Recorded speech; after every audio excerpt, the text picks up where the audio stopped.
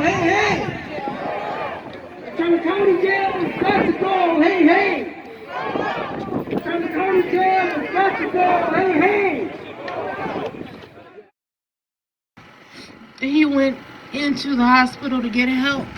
He's been struggling. He had been struggling with his mental health for many years. It's been documented in the jail system. It's been documented at the hospital. They went and picked up my son from the hospital. The police did, from the hospital. Well, he checked himself into the hospital to get help because the medication that they putting him on was making him feel just. He said it's making him feel real bad. He's feeling lost and suicidal and scared and you know, just all these things that are reactions to the medication that he told me. He told our family that it wasn't working, and he went in to get help. The police came to the hospital and arrested him at the hospital on a charge for not taking his medication. That ain't right. It's not right. How could you do that? How could you go somewhere knowing that he's trying to get help? He already had a plan to go to another hospital that had, you know, more help for him. And it was all planned out. And they arrested him. And then when they picked him up, they didn't put him in they didn't put him in the cell where they're supposed to be checked on frequently. They put him in regular population. They put him in the regular population where they don't have the welfare checks more frequent like they should. They got him from the hospital. There's no way that should have happened in the first place. And then they put him in regular population with sheets and a place where a bunk bed, and it was easy access for someone to take their own life. Knowing that he was suicidal, they put him in there. And then they didn't come back for over 30 minutes. And my son is no longer here. He died September 11th. It happened September 11th, 2020. There was no response. They said when they found him, he was unresponsive. And they was able to resuscitate him when he got to the hospital, just to put him on life support. And because he was gone for so long without oxygen in his brain, he became brain dead. And so my son is gone. And my son I'll never get to see him again until I go up there, and it's gonna be a celebration when I see my baby again. But he was a good boy. He was a good son. He was a protector. He was a beautiful child, and for them to do that, they knowingly, they aided and they abetted the suicide of my child. And there's been so many in Hennepin County. There's been so many in Beltrami. There's been so many here in Bemidji. There's no excuse for it. I've laid out so many bullet points and plans that how things can be changed. I started my own nonprofit years ago because of my son and his mental health. I'm a mental health worker. And this happened to my baby. And I love you guys. I miss you guys. And we will get justice for you and everybody else. Yes! I never thought that I would have the mic and I would be here seeing my nephew's face on a t-shirt, that we lost him in this way. Never thought this.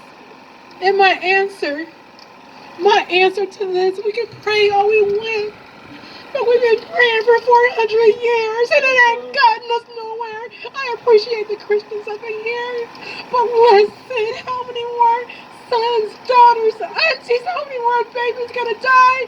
What needs to happen? The only thing that can make peace, the only way, is we create a separation through righteous and the freaking unrighteous that got to go. We need policy changes. If we cannot separate, we have to live amongst devils and enemies, and we have to live amongst them. We cannot afford any more children from our communities to go like this. We cannot. So my answer, your answer, what are y'all gonna do besides march and pray? We gotta do more than this. This is not gonna stop it, and y'all know, you guys know this is not gonna end this. You know in your heart. Or when the bed opened up for him the day he left, the nurse took one look at him and she said, "Oh my God, Mike, something's wrong," And within that half hour, they had him flown him out to St. Mary's, where he ended up with end-stage kidney failure due to IgA nephropathy.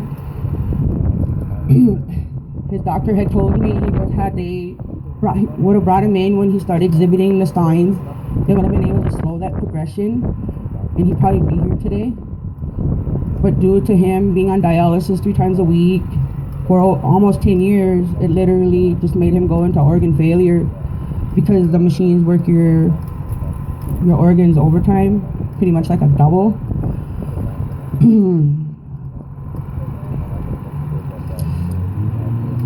The last 6 years that I was with Mike, I was there with him through every hospital stay. I took him to the hospital. He was flown out at least once a month. It was just too many complications that came along with it. He begged me not to let him go to a nursing home, because that's what they wanted to do with him, because he was it was just so hard for him. But with me being there to assist him with everything, I was able to make it happen. He did pass away in our bed that morning of September 7th, 2018. And it was 5 days right after Hardell died on September 2nd, and Michael died September 7th. Delche reached out to me and wanted to ask me about, Michael, because he had posted, that thing on Hardell, and just basically telling me, he knows what the guy went through, and, he pretty much, people of color get treated. He pretty much called it like a caged animal.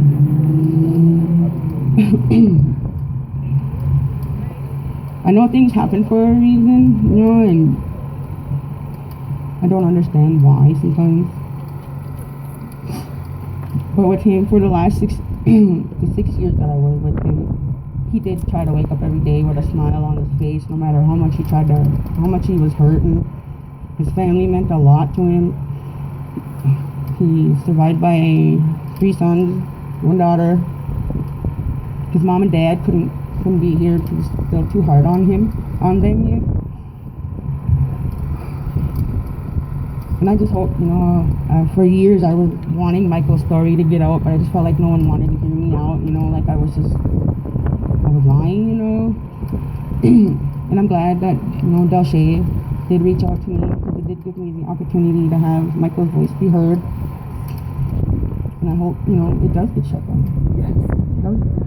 Native Americans lost their history, their land, their cultural, and is one of the least discussed genocides in the world history. This genocide is still happening today. We don't need hate and racism anymore. We need to fight the pandemic that we have going on. We need to fight hate and racism in all the counties surrounding Beltrami County too. Rowan County, we have natives that are afraid for their lives. When they go to jail, they don't know if they're going to go walking in there and coming out in a body bag.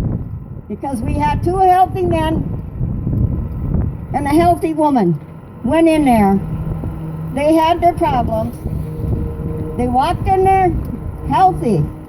They left in a body bag. Somebody did not do their jobs in there. Somebody did not do their jobs. And no follow-up to investigate them, nothing. They were investigated by the DOC. They were written up. They were written up. They didn't do their checks well. Well, my God, get out there and do your checks. You could save a life. We wouldn't be standing here today if you only would have did your job. My son, you don't know the hurt that you caused my family and his children. You don't know the hurt that they're going through today. They're in and out of foster homes. When they go into a foster home, I get them back. It's been 3 times. They have a mom that just has her problems. And now I have grandchildren again. Because they did not do their job and keep my son safe.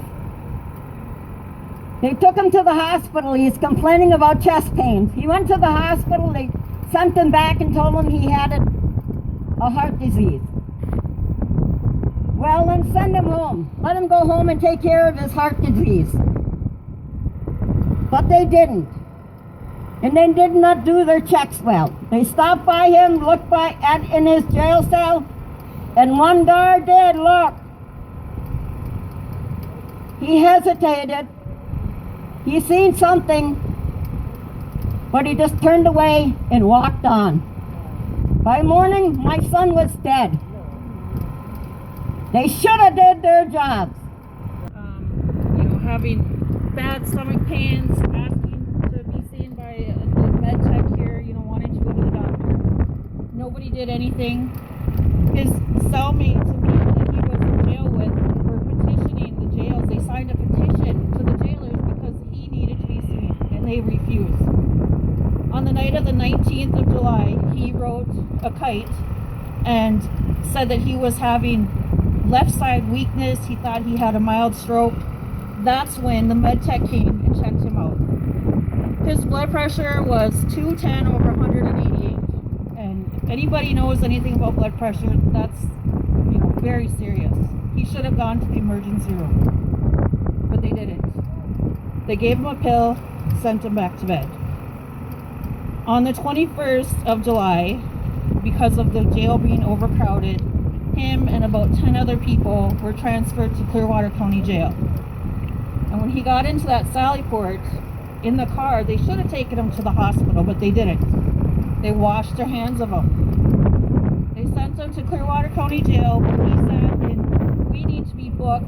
When they told him he would be booked soon, they were going to book everybody else, and they put him into another holding cell so he could lay down because he was in so much pain. He couldn't even walk. He never made it out of that holding cell. He died there. 8 hours waiting to get booked, waiting to be seen by a provider, a doctor, anything that any one of us could go if we were out. But he was in jail. They wouldn't take him, and he died. He bled to death. After about probably at least 3 or 4 days of excruciating pain, he died. And I just want to say that this jail, other jails in Minnesota, everywhere, they need to change because this is not fair. This is not fair that anybody should have to go through this. Like you guys said, you go in for a DWI, you may not come out of jail. Or if you go in, for whatever reason, you may not come out of jail, and that's just not right. It's not right. It's not right. It's not right. We're going to take some chalk, the families, and we're going to write the names of those that have died here in the Beltrami County Jail on the sidewalk. Naji Khan or Naji Powell, Monte Tibbetts, Kevin Whipson, Christina Hanner, Tony May, Stephanie Bunker, Hardell Sherrell, Ronald Kettle, Jared Scott, Darren Bienes, Wesley Torque Jr., Abby Rudolph, Bruce Lundmark, Kobe Marcel, Donna Jones, Joshua Voigt, Cameron Lefwich, Flavio Rosas Rios, Thomas Henry, Berhart Buholman, Robert Kelmer, Christina Duran, Miguel Garcia, Tristan Keys, Gabrielle Farnsworth,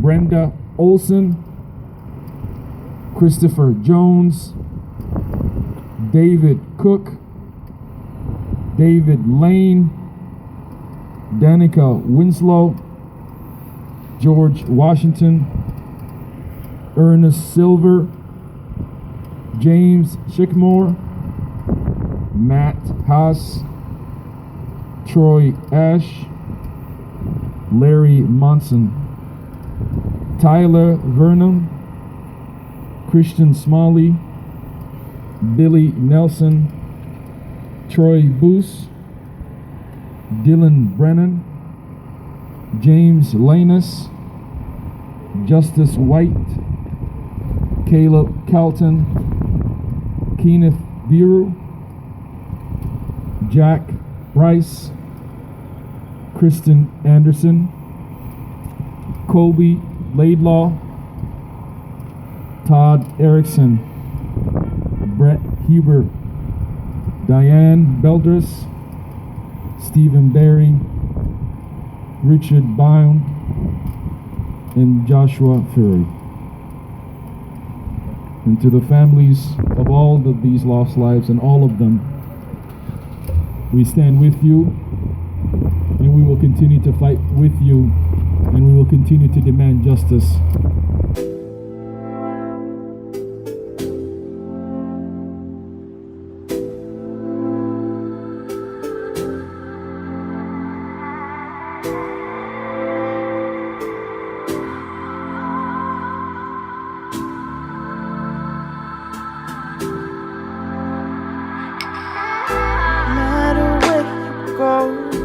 Always on my mind. I could be alone, but you're never far from sight. As far as we go, through the darkest night, I hope it brings you peace of mind. I know we'll be alright, no matter where you go.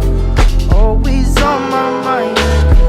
I could be alone, but you're never far from sight. As far as we go, through the darkest night, I hope it brings you peace of mind. I know we'll be alright. You can find me alone in this cold place, no face. If I'm a serious song in the cold place, in my ways, disgrace by the South Says, my soul in the haze wine. Kind of door to the side break, as my heart shakes like the winds in the baseline. Good girl grows too soon. Stay by the light. It gets better. Got things will change like the weather. Like a song you can't remember. Love you guys. See you in December soon. Just know you'll be coming home soon after you'll be gone. And no matter where you go, always on my mind. And I could be alone, but you're never far from sight. As far as we go, through the darkest night, I hope it brings you peace of mind. I know we'll be alright, no matter where you